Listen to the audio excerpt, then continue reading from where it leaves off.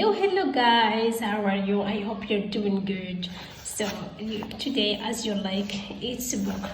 This book it's Quennie. So every day I am read one chapter. Okay, right now I will read this one. Okay, I packed until I was exhausted, falling asleep on the sofa boxed in by years of accumulatively important stuff that I probably didn't need to continue urging the raw life. When I wake up the next morning, my alarm chirping obnoxiously from the bedroom. Tom still wasn't back. I sat on the tube to work, doubling over when pain ripped through my stomach. A woman handed me a plastic bag saying, "If you're going to be sick, can you at least do it in here? Nobody wants to see us splattering too early in the morning." I snuggled. I turned my computer on and fixed mailed my way through the morning. The television lesson got confused with the cup listing, and they asked Lai to fix it before our boss again. I noticed one day she is going to tell me to do my work myself. But as long as I listened to him talking about his boyfriend, Don faltering Tara in great details, he lets me get away with a lot. At midday, I walked over to Darcy's desk, a grey metallic dock in the quiet corner of the office that she shares with Sarah Jean de Warsaws, and the daily reads long-employed speditor. She was a ghostly pale wave of a woman who didn't fit with the aesthetic of a flashy news and situation, and one who seemed to hate me without ever having spoken to me or to anyone actually. "Good afternoon, Jean," I said, bowing. She totted, nodding swiftly before putting her previously snazzy earphone in. I placed both hands on Darcy's head and began to parley her thick, heavy brown hair, an activity that thankfully she found as satisfying as I did. So much for me. Please keep doing that. It is literally the most soothing thing," she said. I looked at her screen and began to read aloud. In the email, she was confusing. "Simon, you just can't expect me to reunify my wants and my needs to suit you, knowing that I am at different point of my life to you. Instead of understanding you almost use it as a weapon." Silent, she looked at us and said unexpectedly loudly for someone who really exercised her vocal cords, "Quennie, privacy please." Darcy snapped, turning to look at me. Her bright blue eyes looked straight through my dark brown walls. "What's wrong?" she asked. I groaned, banging my head down on her partition so loudly that silent she jumped in her seat. "Alright, let's go. Come on," she shouted, looking apology yagged at Jean and sweeping me up and away. Darcy has known me to shortest amount of time. She is the most intuitive of my best friend. We've worked together and spent every weekday talking to each other for the last 3.5 years. And this means that we know each other better than we know ourselves. She's very beautiful, with accomplished as rosy as her outlook, and looks like one of those Washington girls who's pictured there. Army husband won't kiss at night. You may think that aesthetic didn't really have a place in the present day, but she made it work.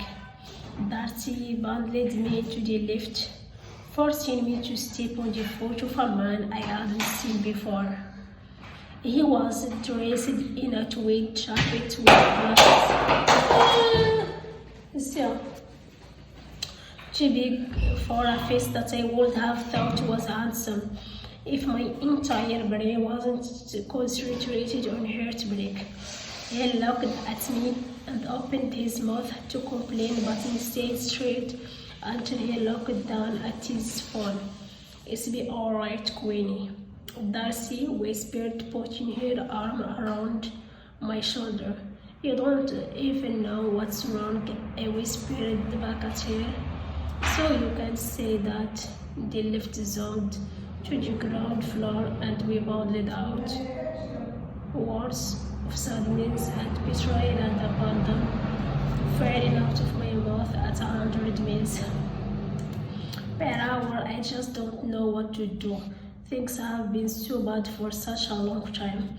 Darcy is relentless. I told her my bar quaking, the more irritated I got with my stupid situation.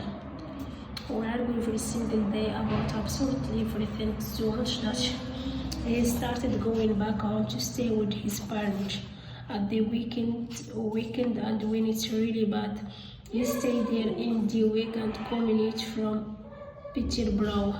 Then this weekend, when we really got into it, he told me that he needed a break and that he thought he should move out. Yes, Darcy, when did he mean it, or was he just angry? Darcy, I have no fucking idea. We stayed up all night talking and picking about it, and I agreed to move out for 3 months, after which point we could revisit things. We are in the one moving out when we can go and stay with his parents. It's not like you have that option. Here I am, draw mine. He said he can afford to stay on the flat because my entry-level wage is nothing in comparison to his big boy fucking web developer salary. Is that a direct quote? Darcy asked, horrified. He's always been like that about money, so I shouldn't be surprised that she is using it against me. Darcy squeezed my arm tighter to her. I just don't understand why he isn't better. He knows I love him. Why doesn't he fucking see that my explicit weren't suitable for a public dinner? Space to Darcy herded me away from the counter and towards the tiny playground. To his eggs, it can be called a park, even though it's really only patch of dark earth and bar branches surrounded what is mainly concrete, but it's nice to have some vaguely sprinkling centering.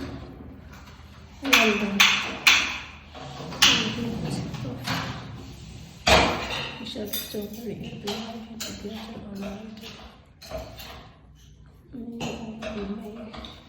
He knows that I have stuff. He's always know about my stuff, so I can't be understanding. I looked at Darcy for a response, but carried on talking before she could say anything. It's gonna all be fine. We have a break. I move out for a bit, sort my head out. Then in a few months, I'll find I move back in and we're happy forever. Like an intentional rose and Rachel, Darcy footprint is the only difference you could think of. I asked her. They weren't really even any black people reference. I think you just need to give him a bit of time and a bit of space. Once you get out of there, and realized how hard it's not having you around. Darcy said she's very solution. And inability to think things through. Have you been sleeping together? No, that I haven't been trying. I said he thinks it's a bad idea. It's been a month since we had sex. It's scaring me. I just wish it could all be fine. I said, resting my head on Darcy's shoulder. What it is the end. It's not the end. Darcy assured me. Tom loves you. He's just hurting your both in pain. Don't forget that his pride will be in peace.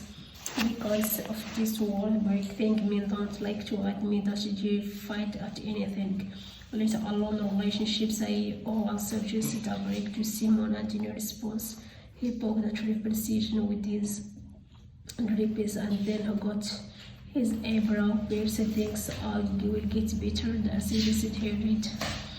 Oh man, what did they say at the hospital yesterday? By the way, you know that the skin thing all are fine. They don't want you chilling here. It's just stress or something. Tom went with your draw right. Now we went back to Peterborough on Sunday evening. So I hope you guys will like it what I did for this day. See you soon. Bye bye guys.